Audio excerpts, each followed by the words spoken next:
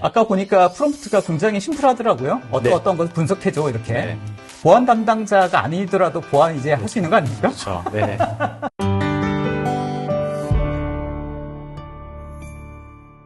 M365 코파일럿을 안전하게 사용하기 위한 보안, 어떻게 구성을 해야 되는지에 대한 부분이고요. 두 번째로는 바로 이제 여러분들이 기대하시는 그 Security 코파일럿, 그 코파일럿 for Security라고 하죠. 네, 코파일럿 for Security에 대해서도 잠깐 좀 말씀드리고자 합니다. M365 기반에서 돌아가기 때문에 네. M365에 관련된 보안 정책을 잘 세팅하면 네. 코파일럿 사용하는데 뭐 크게 문제는 없겠다. 네, 이렇게 생각하면 되겠네요. 네.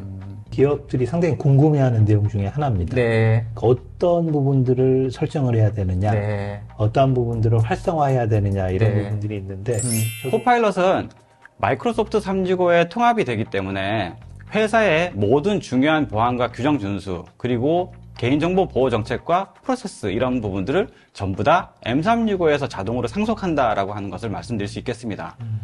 코파일럿의 LLM은 고객 테넌트 안에 존재하는 데이터와 사용자 프롬프트 간의 대화에 대해서도 학습하지 않습니다. 오로지 고객의 데이터는 고객의 비즈니스에만 활용이 된다라고 말씀드릴 수 있겠습니다. 그리고 마지막으로 테넌트 내에서 오랜 시간 동안 테스트된 권한 부여 모델을 통해서 사용자와 그룹 간의 데이터가 유출되지 않도록 할 수가 있고요. 또 개인 차원에서는 데이터를 보호하기 위해 수년 동안 사용해왔던 그 기술들, 그런 기술들을 이용해서 사용자가 액세스할 수 있는 데이터에 대해서만 접근이 가능하도록 해서 사용자 간의 데이터에 대해서도 보호할 수 있다는 것입니다. 코파일럿이 사용자의 프롬프트에 대해 무분별한 검색을 하지 않도록 하려면은 M365 환경에 대한 보안이 먼저 잘 구성이 되어 있어야 한다는 것입니다. 그리고 이렇게 코파일럿이 조직의 보안을 잘 준수할 수 있도록 하려면 결국 데이터는 쉐어포인트와 원드라이브와 같은 클라우드 저장소로 올라오시게 되면은 훨씬 더 많은 조직의 보안을 준수할 수 있도록 유지할 수 있다는 것이고요. 또 저장되는 데이터가 많게 되면 그만큼 시멘틱 인덱스라는 싱의 의미 체계를 기반으로 해서 양질의 응답을 할 수 있게 된다는 것입니다. 팀즈 같은 경우나 또는 쉐어포인트 같은 경우에 팀이나 사이트에 대해서 공개 또는 비공개 설정을 함으로써 모든 사용자가 접근할 수 있는 영역과 그 다음에 기밀스럽거나 민감한 정보를 다루는 특정 사용자만 접근이 가능한 영역으로 구분을 하는 것이 필요합니다. 중요한 데이터와 작업 영역에 대해서는 모든 사용자가 참조하지 않도록 구성하는 것도 보안의 하나의 방법이라고 말씀드릴 수 있겠습니다. 네. 그런 후에 민감한 정보가 조직 내부의 사용자나 외부 사용자에게 무단으로 공유되지 못하도록 방지하는 DLP 정책을 구성하시게 되면은 좀 더 외부로의 어떤 그 정보의 반출 이런 부분들에 대해서 보안을 강화할 수 있을 것 같습니다. 일반적으로 M365 기반에서 이제 돌아가는 보안 정책은 이제 그렇게 하면 되는데 아까 네. 말씀하셨던 뭐 플러그인이라든지 네. 외부의 데이터를 활용할 때에 또 이제 외부 데이터를 활용할 때의 데이터 네. 이제 이런 것들도 또 추가적인 보안에 대한 걱정이 그래서 있을 수도 있을 것 같거든요. 그렇죠. 그러니까 M365에서 제공하고 있는 정보 보호 기술들에 보면 뭐 AIP의 레이블, 민감도 레이블을 지정한다거나 하는 이런 기술들이 있거든요. 네. 파일 서버에는 어쨌든 액세스할 수 있는 권한들을 파일 서버에서 가지고 있으니까 그 권한을 상속받아서 네. 유지할 수 있도록 하는 그런 부분들. 네. 그래서 중요한 거는 문서에 AIP 민감도 레이블을 지정하는 거. 네. 사실 그게 제일 중요한 것 같습니다. 네. 네. 그게 지정이 되게 되면은 네. 권한이 없는 파일에 대해서 사용자가 액세스하지 못하듯이 코파일럿도 그런 파일들을 참조하지 못하게 되는 것이죠. 네. 프롬프트를 통해서 코파일럿과 대화하는 이 내용들은 M365 테넌트 내의 영역에서 저장이 되게 됩니다.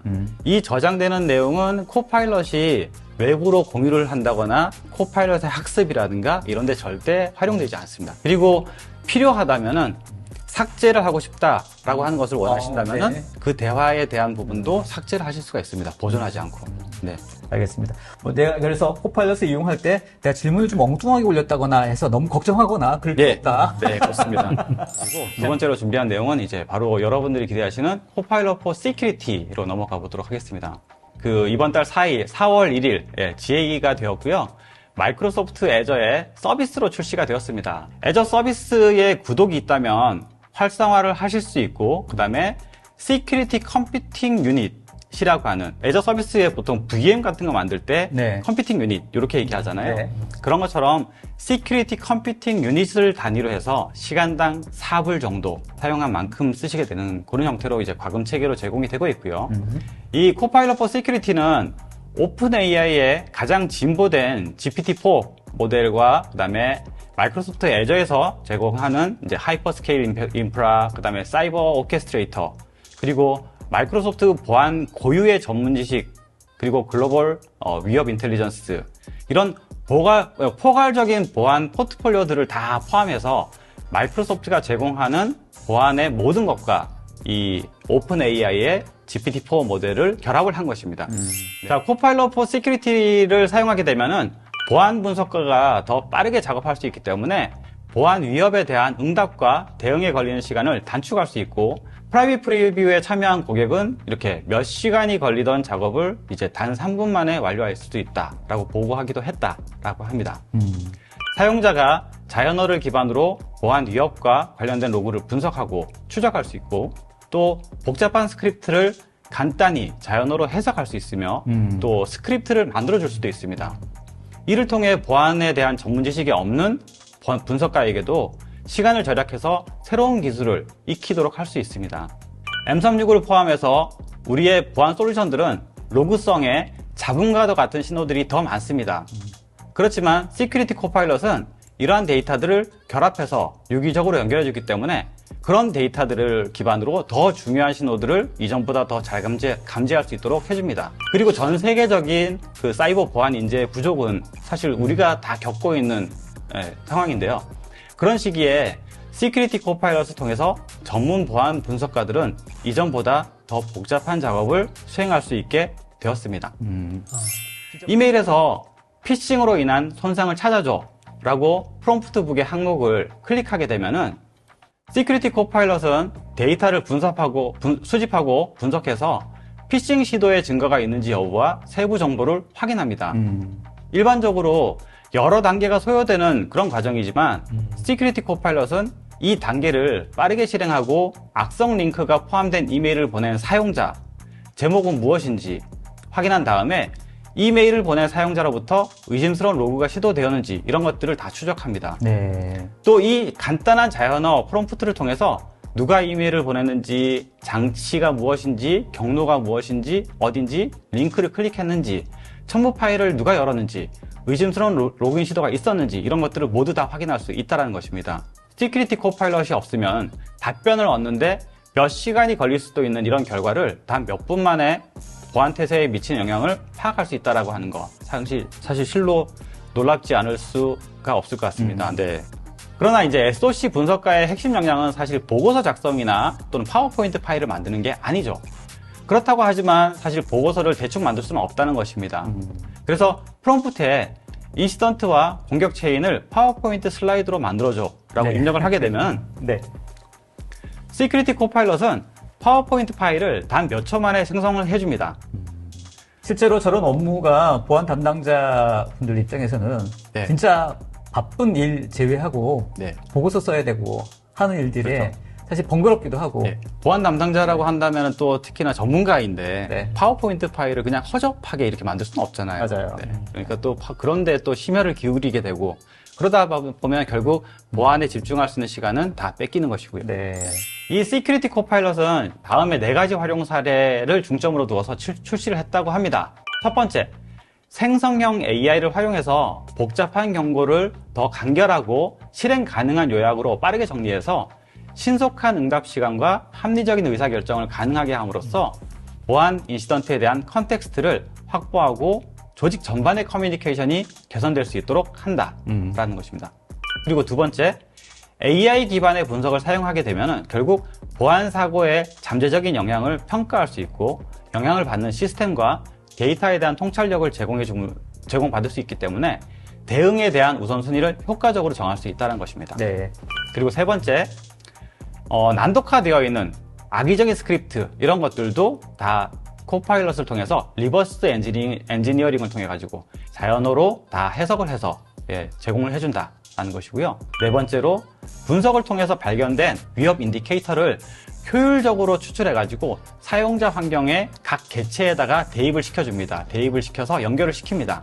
그러면은 코파일럿이 안내해주는 응답을 통해서 분류하고 조사하고 또 억제하고 복구를 하기 위한 그런 지침, 그런 부분들이 다 포함된 인시던트 대응의 그 단계별 지침을 제공해 줄 수 있다는 것입니다. 보안 위협에 대한 빠른 분석과 응답, 그리고 권장 지침을 통해서 보안팀의 핵심 역량을 높이고 고부가가치의 업무에 집중할 수 있도록 함으로써 조직의 보안 태세를 개선하고 한층 더 강화할 수 있도록 해주는 생성형 AI가 바로 Copilot for Security라고 하는 것을 강조하면서 마치도록 하겠습니다. 일반적인 업무에서 반복적이거나 좀 귀찮은 업무들을 이제 AI를 이용해서 빨리 처리할 수 있도록 만드는 거와 네, 같이 그렇습니다. 보안 쪽 관련돼서도 그런 업무들이 굉장히 많이 있지 않습니까? 네, 그렇죠. 그런 것들을 빨리 좀 처리할 수 있는 방법을 이 네. 코파일럿을 이용해서 충분히 할 수 네. 있다. 네, 그렇습니다. 그러니까 우리는 사용자에 대한 생산성, 사실 AI의 원칙을 하나 좀 말씀드리자면은 네. 첫 번째가 그런 게 있어요. 모든 사용자에게 공정해야 된다. 보안팀에 대해서도 생산성을 높여줄 수 있도록 하는 그런 이제 기능을 제공하는 것이 바로 AI, 그 보안팀을 위한 AI가 되지 않을까 싶습니다. 알겠습니다. 각각의 보안 솔루션별로 AI, ML을 적용하는 케이스들이 점점 늘어나고 있지 않습니까? 네네네. 그런 개별적인 보안 솔루션에 AI를 적용한 것과 네. 지금 말씀하셨던 것처럼 코파일럿 포 시큐리티 어떤 차이점? 네. 뭐가 있을까요? 보안 전반 영역에 예를 들어서 아이덴티티, 그다음에 뭐 디바이스, 데이터 이런 측면, 위협 이런 측면에서 전반적으로 다 걸쳐져 가지고 분석을 해줄 수 있는 능력을 가지고 있는 코파일럿이 있다고 한다에 네. 비해서 네. 개별적인 보안 솔루션들은 일단 개별적인 보안 솔루션 담당 영역에 대한 그 보안 로그를 분석하고 또 AI로서의 역할을 제공해 주는 것밖에 안 된다는 겁니다. 이런 것들을 전체적으로 아우르는 어떤 분석, 네. 어떤 분석과 해결, 네. 또 방향, 네. 또 전체적인 어떤 그림을 그리기 위해서는 이걸 아우를 수 있는 뭔가가 있어야 될 것 같은데 네, 이게 바로- 이제 코파일럿 포 시큐리티를 네. 가지고 한번 그렇죠. 가져보자. 그리고- 아까 보니까 프롬프트가 굉장히 심플하더라고요. 네. 어떤 것을 분석해줘 이렇게. 네. 보안 담당자가 아니더라도 보안 이제 할 수 있는 거 아닙니까? 그렇죠. 네.